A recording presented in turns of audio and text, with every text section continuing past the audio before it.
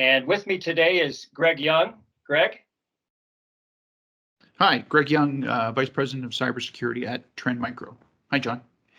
Hey, Greg. Good to chat with you today. We wanted to take some time out to discuss the Russian invasion of Ukraine and what's going on with the cyber activity around that. So Greg and I are going to talk about a couple of different areas that hopefully will help you understand what's going on and maybe what you can do to help mitigate the risk of attack against your organization. So Greg, let's first chat a little bit about what the situation is going on over there. If you can kind of explain mostly around the cyber component of it. Yeah, I think it's definitely right now we're seeing in two phases have emerged. The first phase was, kind of, pre-planting of malware, by state-sponsored people.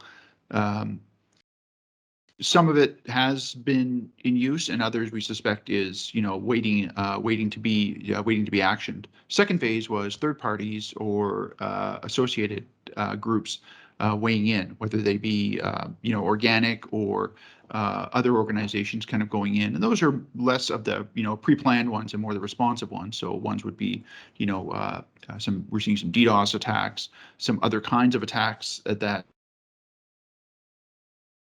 Like through exploration happening right now. So really, I think those two kinds of activity, expecting potentially a third level of activity where the state sponsor stuff could amp up considerably, potentially affecting nations that are not direct parties to the conflict, so ones that are, for example, in retribution for sanctions, for example, or any large name brand names could also be affected by other third-party groups who see them as kind of, participating in, reducing presence or just because they're associated with a country.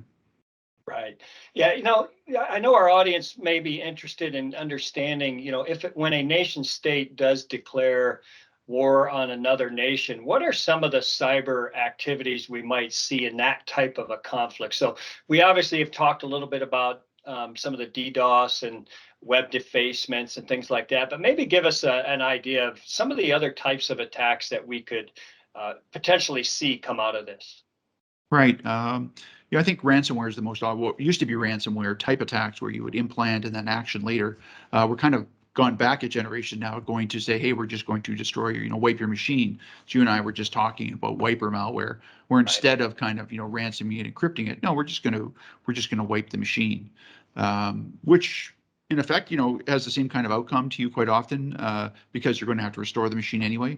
So once again, we're going to talk about remedies, including backups, things like that, or starting to take that extra hard look right now, in case you're intentionally or unintentionally targeted, to look for some of those initial vectors going in, initial indicators of compromise, and then the lateral movement that is so classic. It's never one and done now, right? It's multiple steps required. So being able to spot those, having a smaller attack surface, looking for that stuff, visibility is everything right now.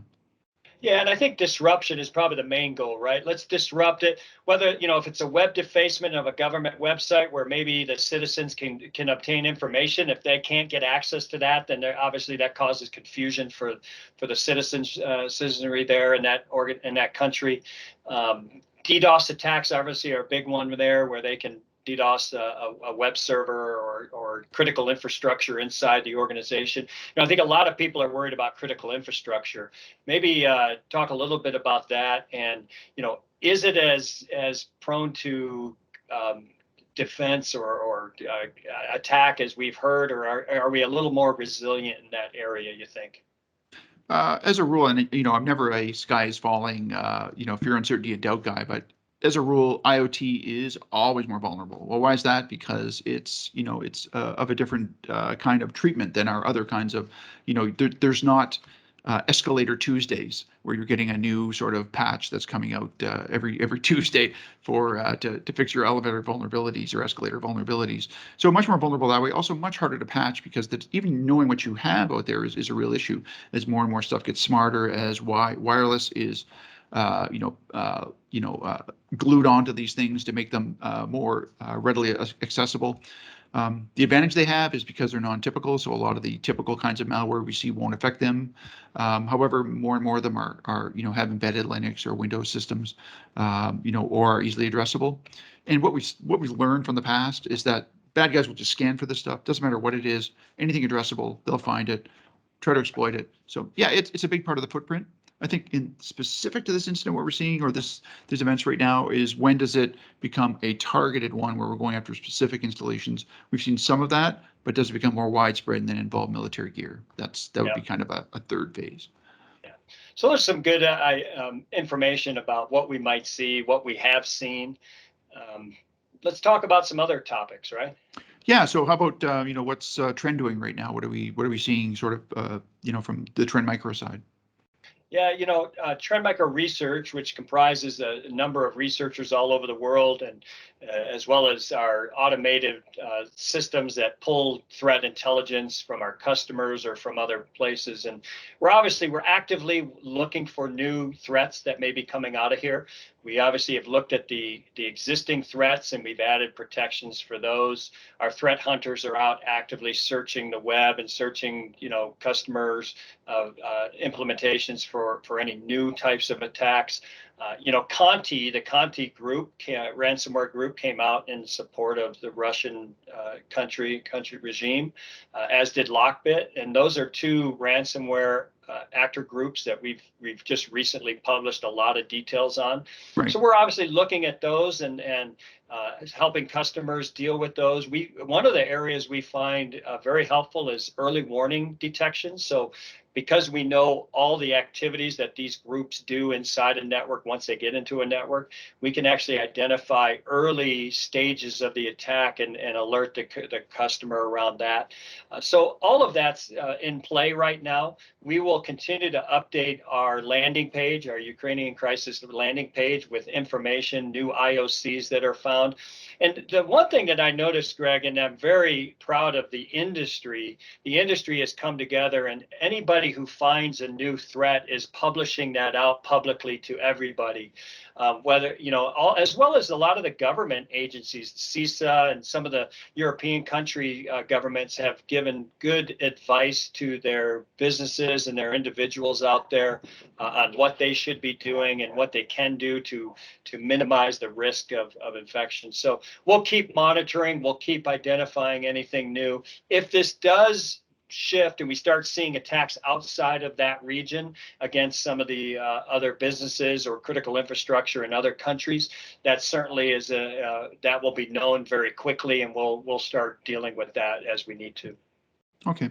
Yeah, there's been a lot of sort of inside peek at Conti that's come out. How did Conti rate in terms of the capability or their capability compared to like the Fancy Bears or other groups that are sort of the top tier ones? Oh, yeah. And that's an interesting thing that we've seen, is that the nation state actor groups like Pawn Storm and Fancy Bear, they are very sophisticated, right? They have the resources and capabilities. But with the ransomware gangs now obtaining so much money from ransoming organizations around the world, their expertise is almost at the same level. So unfortunately, we're seeing that these elite hackers, it used to be where you had the script kiddie was the predominant group, and then you had the middle tier people, and then the elite tier. But you're kind of flipping it now, because all those people have learned over the years, and they've gotten better over the years. So Conti is no different. I mean, they have very good capabilities. They regularly change their TTPs to ensure that they're successful all the time.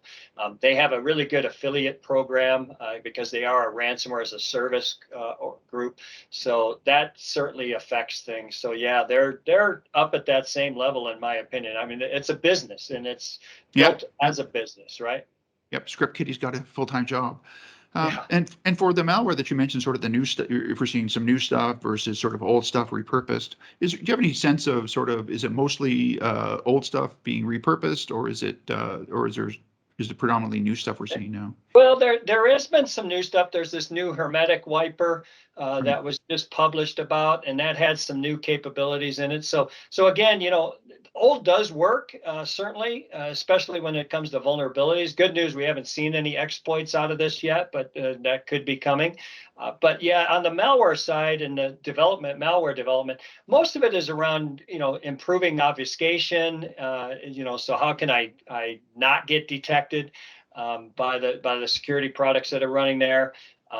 they also are building in more capabilities, more features into that malware because again, they want to, and automation is a big one. How can I automate this malware? So putting worm technology into it so it can spread as quickly as possible across the network. That's another thing that we see today. So. Yeah. Why burn a 0-day when you've got all this great old vulnerabilities there? So once again, the lesson, stay patched, back your stuff up, Yeah. and have visibility. That's the key stuff. And especially with state sponsor groups, this is always stuff we've talked about before. Is visibility is everything, because this, you have to keep that threat surface small and then really look at that smaller surface to be able to catch this stuff.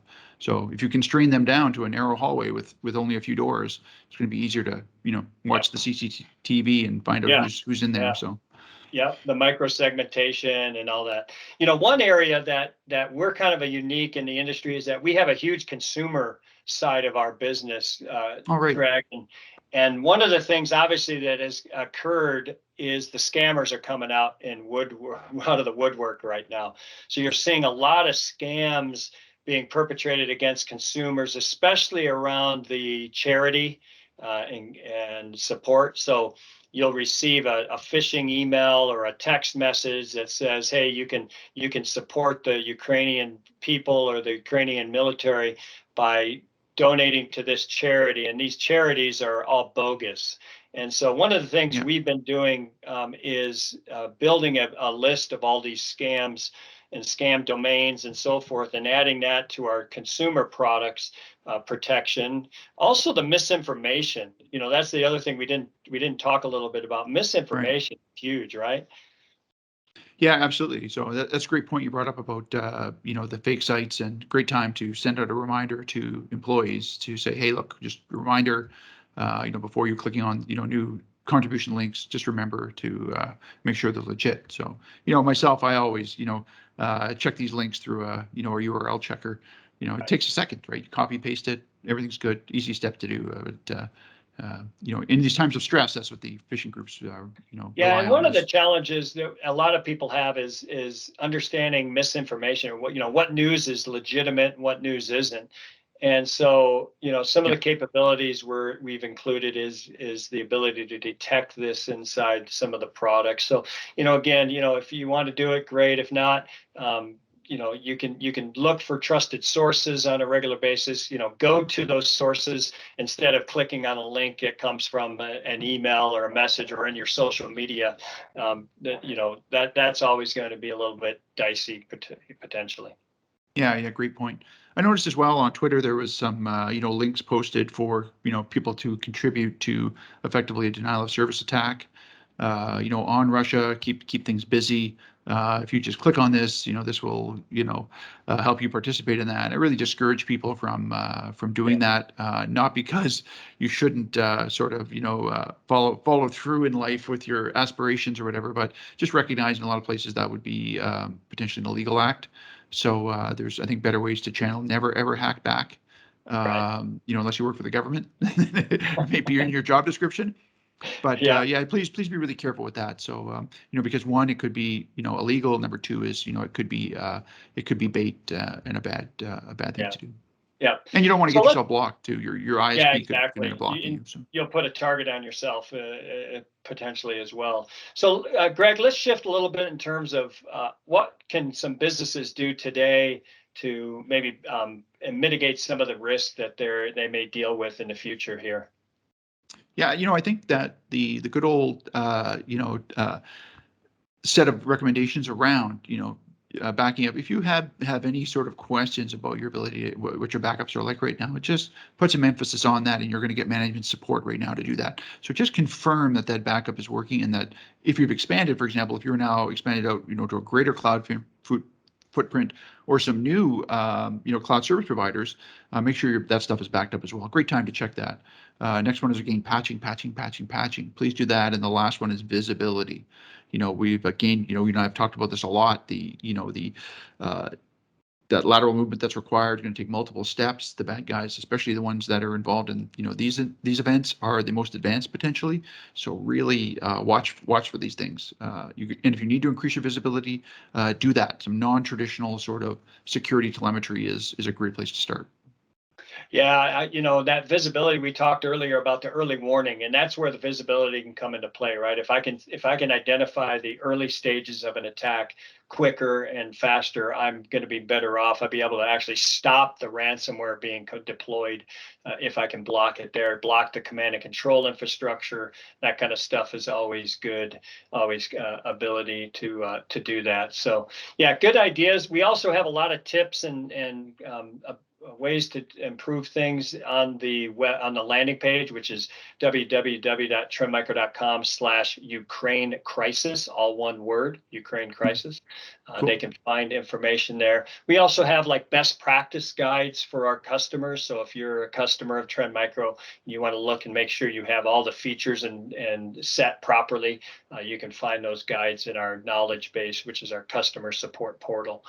I think we probably picked up most of the stuff today, Greg. I want to thank you for joining me today. Yeah, likewise, John. So you and I are going to keep talking about this and, hopefully share our thoughts as we move forward. But yeah, no, I think keep some perspective on this. But also, this is not a drill that, there's real cyber attacks going on. And it's a great time to, you've got this period right now to do your housekeeping. So please take advantage of it. Don't overload your staff though. People are stressed right now.